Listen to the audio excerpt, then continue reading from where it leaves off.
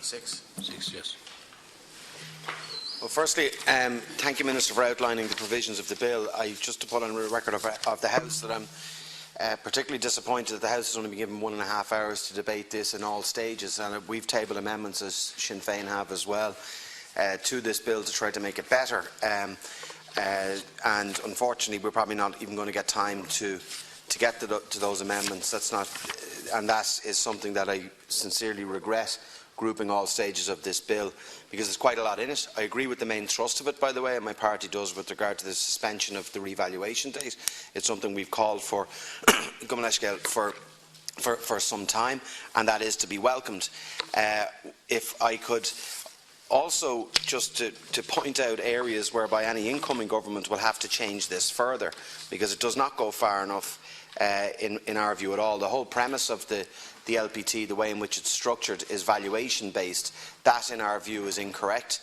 It's incorrect because it mitigates against mainly urban dwellers. It should have been either a site value tax or based on square footage of the house. You have a situation now where 2-3 bedroom houses in Dublin are paying multiples of 5-6 bedroom houses elsewhere, and that in our view is not a fair way to disperse the tax or to actually levy the tax itself.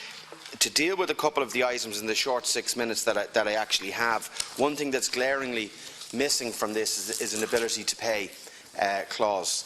Deferral, you're only allowing people to defer and you're charging them 4% per annum compound interest.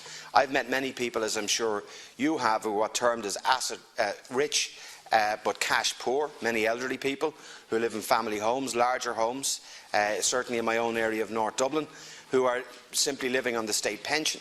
But we're not actually giving an exemption there. All we're giving is a deferral, and you're charging a penal interest rate of 4%. That should have been changed. I have amendments here which we probably won't get to that would actually deal with that. I would ask you to take that on board, because the ability to pay is something where someone who's out of work, someone who's in mortgage arrears.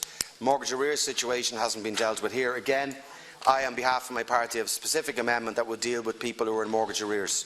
If you have a situation where people can't pay a mortgage and they're expected to pay a local property tax, it's absolutely ridiculous. So that should not be the situation. I think on the pyrite exemption, Minister, I just want to put a couple of things to you here, and I welcome the broad thrust of what you've said. The biggest issue here is the scheme itself, because to get an exemption you have to be accepted into the scheme. Less than 400 homes have been accepted into the scheme. Thousands of houses are affected.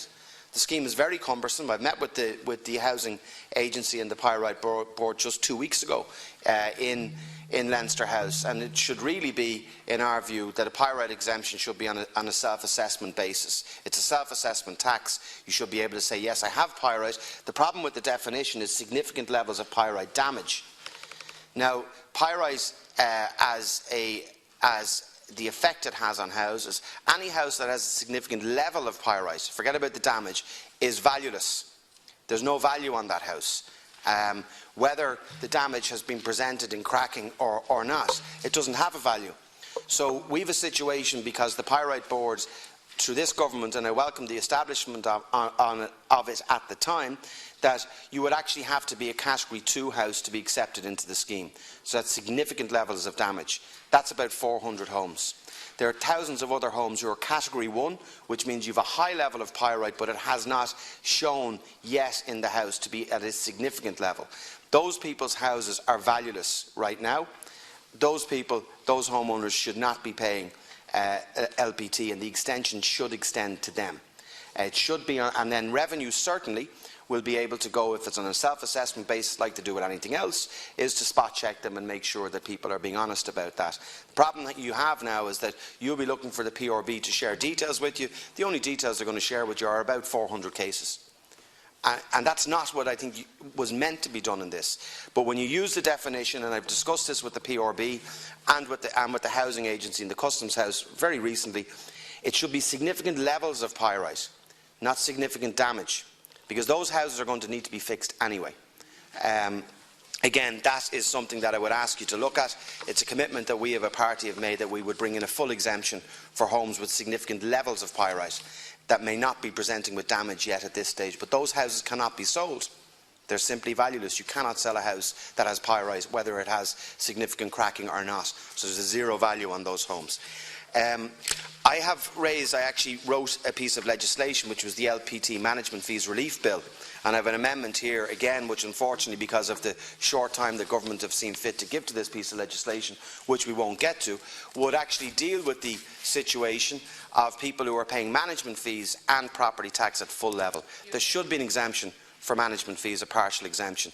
There are people in apartments and homes all across the country who are paying €1,600, €1,800, €2,000 and more on management fees and are not deriving any direct services from the local authority. They pay for their light, they pay for their insurance, they pay sinking funds for their estates, they do all of this. I wrote a bill, as I said, which unfortunately was defeated in the other House. We couldn't move it here because it was a cost in the Exchequer, but I do have an amendment which I've tabled, which would actually give a partial exemption on a principal private residence only, not on an investment property, and will give an exemption equal to 1/3 of the management fee, €300, or equal to 1/3 of the local property tax. So the maximum relief will be €300.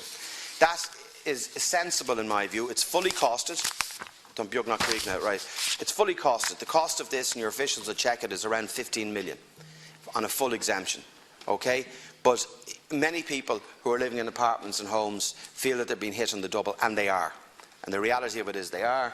There's no provision in this at all to deal with that. As I said, I have an amendment tabled, which I would hope that we would get to, but probably unlikely. The ability to pay, as I said, absolutely, and the interest rate on a deferral of 4% is far too high. You should, in fairness, to be able to defer something, to be charged 4% interest is far too high. In conclusion, we'll support the bill on the basis that it freezes the revaluation date, but it is sorely lacking in other detail that could have really made a difference on those who can't afford to pay it, those whose homes are valueless, and those who are living in managed estates and are paying a tax effectively on the double, and they're paying an LPT for services that they don't derive. So I do thank you for outlining it. As I said in conclusion, it's a real pity that the Senate only has an hour and a half to actually debate this here, and we'll go through in all stages.